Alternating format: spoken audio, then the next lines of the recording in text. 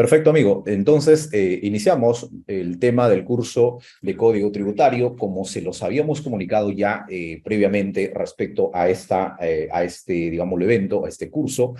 Vamos a iniciar por el tema del artículo 1 del Código Tributario. Eso nos va a permitir conocer un poco más a profundidad respecto a la aplicación, lo que se viene en este día 14 y el día 15, básicamente, donde vamos a ver casos reales de imputación por parte de la Administración Tributaria.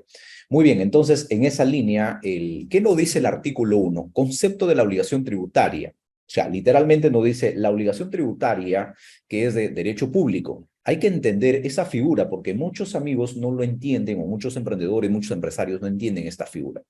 ¿Por qué tengo que pagar impuestos? Sí, pues el problema es que hay una vinculación, una consecuencia jurídica, una relación jurídica entre el contribuyente y el Estado, por decirlo, ¿no? Es el vínculo entre el acreedor y el deudor tributario, establecido por la ley que tiene por objeto el cumplimiento de la prestación tributaria siendo exigible coactivamente. Entonces, vamos a partir, mira, el Código Tributario en ese caso ha desarrollado puntos interesantes, entonces, desde el artículo 1, ¿no? Desde el artículo 1 ha desarrollado el tema lo que corresponde. ¿Cómo es esta vinculación? ¿Cómo es la relación jurídica que tiene el acreedor y el deudor tributario? Entonces, en esa línea hay que analizar todo lo que se viene, toda la consecuencia a partir de ahí en la aplicación de los demás artículos del Código Tributario. Entonces, cuando uno analiza, dice, a ver, ¿el deudor tributario tiene una relación jurídica con el tema del acreedor, o sea, del Estado? Sí, claro. ¿Por qué? Porque ha generado el hecho. A ver, ¿alguien quiere participar?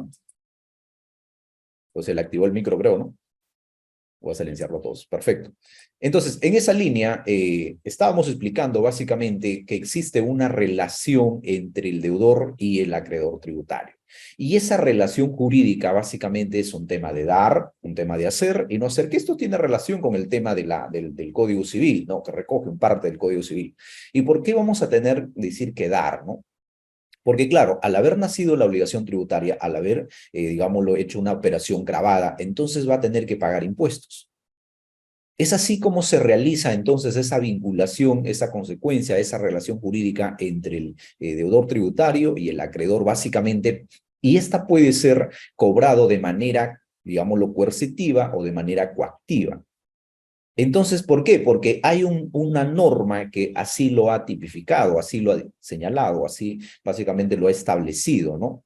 En esa línea, muchas personas dicen, no, es que yo no quiero pagar el IGB, no quiero pagar el tema de la renta, ¿no? Sí, pues, el problema es que la administración tributaria que tiene a cargo de los impuestos, básicamente lo que va a hacer de manera coercitiva lo va a embargar. De las diferentes modalidades establecidas dentro del Código Tributario, básicamente traba las medidas cautelares. ¿Por qué? Porque está establecido. Entonces no podríamos decir no podríamos romper esa vinculación que existe realmente porque jurídicamente, normativamente está señalado así.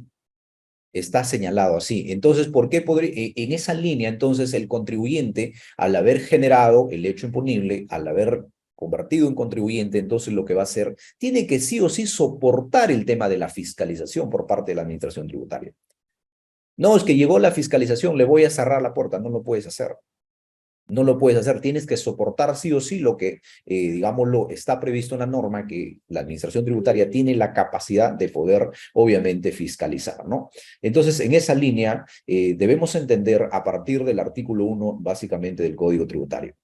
Entonces, vamos siguiendo, revisar un poco más ya del nacimiento de la obligación tributaria, lo cual también tiene mucho que ver en la parte, digamos, lo de las operaciones. Muy bien. No dice, la obligación tributaria nace cuando se realiza el hecho previsto en la ley como generador de dicha obligación. Cuando uno lee de manera literal el Código Tributario, podríamos decir, no entiendo mucho esta figura, cómo es que básicamente se aplica dentro de la realidad o dentro de los hechos, digamos, económicos, ¿no? Bueno, ahí justamente lo que aterriza es la hipótesis de incidencia en materia tributaria. Punto importante, entonces, analizar a partir del artículo 2 del Código Tributario. ¿Qué cosa es la hipótesis de incidencia en ese caso? ¿Cómo se llega a entender entonces cuando uno analiza un caso, analiza el tema de las operaciones dentro del marco, digámoslo, tributario, ¿no? Sí, pues lo que pasa es que la norma ha señalado, lo ha previsto de manera hipotética, de manera abstracta dentro de la norma, ¿no? Cualquiera, impuesto a la renta, IGB, perfecto. Entonces, desde ese punto de vista, está ahí, pero obviamente cuando ninguna persona, por la aplicación, digámoslo, de la norma a nivel del territorio, nadie lo ejecuta, entonces simplemente eso es un previsto que está en la norma, está señalado en la norma. En el momento que la persona materializa ese hecho que está establecido en la ley del IGB, por ejemplo, la transferencia de bienes o la utilización de servicios para el modo domiciliados, entonces ahí ya se ha materializado básicamente la hipoteincidencia. Resulta que esa hipoteincidencia tiene 4 aspectos interesantes, vamos a llamarlo las patas de la mesa, ¿no? Me dejo meter, es importante entonces analizar esos aspectos, que es el aspecto material, personal, temporal y espacial. El aspecto material responde a qué y obviamente el personal a quién y cuándo, dónde. Es que esto es importante, ¿por qué? Porque hay casos, por ejemplo, nos llegó, siempre los he comentado, un caso muy controvertido de una empresa que trabajaba con una municipalidad. En esa línea, ¿qué ocurría? Ha habido un problema al momento de emitir el comprobante. Entonces, cuando uno analiza la relación que tiene respecto a esa emisión del comprobante, respecto al nacimiento de la obligación tributaria, nos reunimos con todo el equipo y analizamos reglamento de comprobante de pago. Reglamento de comprobante de pago te dice, nace el tema del IGB con la emisión de la factura. Entonces, cuando nos reunimos con el equipo, y claro, siempre es bueno el debate, ¿no? Y llegábamos justamente a esa conclusión. Si la norma respecto al IGB te ha dicho que nace la obligación, el reglamento de comprobante de pago, el reglamento del IGB, y el IGB dice con el tema de la factura, la emisión del comprobante, entonces, ¿qué podríamos cuestionar a la administración tributaria en ese caso? ¿Cómo podríamos decirlo, señores UNAT, esto no es real, ¿no? Esto no es real. Y los asesores, en ese caso, el conjunto nos decían, sí, pues el problema es que está establecido en la norma. La emisión del comprobante da derecho al pago del IGB. ¿Ustedes qué podrían argumentar? Estamos hablando de 74 millones de soles de IGB, solamente IGB, ni siquiera el tema de la base en el total. ¿Cómo podríamos razonar entonces en aplicación justamente del artículo 2 del Código Tributario, el nacimiento de la obligación tributaria, consecuentemente con el tema del artículo 1 al 4 de la ley del IGB y su reglamento comprobante de pagos y el reglamento del IGB? ¿Cómo podríamos razonar entonces, decirle a la administración tributaria, señores UNAT, te voy a pagar los 74 millones de dólares, o de soles, perdón, establecidos en la factura, dado que es un error material en el momento de la emisión? Eso sería la gran, digámoslo, disyuntiva, la gran discusión en la aplicación de la norma, ¿no? ¿Por qué? Porque analizamos justamente estos aspectos, digámoslo, que componen la hipótesis de incidencia. Desde esa figura, entonces, decíamos, no, a ver, si bien es cierto la norma lo ha establecido, pero hay que aplicar básicamente que el tema de otros criterios, ¿no? Criterios de razonabilidad, de proporcionalidad, etcétera, etcétera. Esto no es razonable realmente que una empresa, pues, que tiene un contrato que, ¿qué duda cabe? Hay una evidencia firmado, tema contractual, obviamente con la municipalidad, que eran 4 millones de soles. En esa línea, ¿cómo podríamos decir lo contrario a la administración tributaria? ¿O cómo podría decir en todo caso la administración tributaria lo contrario para que no lo cobre, ¿no? Si teníamos suficiente evidencia que solamente en materia contractual era 4 millones de soles. ¿Y cómo podría haber una operación realmente por 74 millones? Entonces, digámoslo, aterrizaba la suficiente evidencia, los hechos fácticos nos daban la razón en ese caso, decirlo, señor Donat, pues esto es una clarísima evidencia que es un error de la emisión del comprobante. Y en aplicación justamente de esto, y más analizando un poco más de la ley del IGB, que nos establece en qué momento nace la obligación tributaria, en qué momento está grabada la operación. Y por ninguna parte de la ley del IGB podríamos analizar que el error material de la emisión de un comprobante da el nacimiento a la obligación tributaria o a una operación grabada. Es así como se presenta el descargo a la SUNAT, y la SUNAT tuvo que darnos la razón. ¿En base a qué? En base al análisis justamente de esta situación y a los hechos que ya había básicamente por parte de la administración tributaria, como siempre lo digo, el caso de Cajamarca, que es un tema público. ¿Y cuántos casos que no han sido públicos han pasado por esto y han tenido medidas cautelares? El caso señor Julca en Lima también, caso público. Entonces, desde ese punto de vista, uno tiene que saber justamente el derecho que tiene el contribuyente en esa situación. Porque claro, hay comprobantes, pero siempre hemos dicho, ¿tributamos realmente por comprobantes o tributamos por el nacimiento de la obligación tributaria?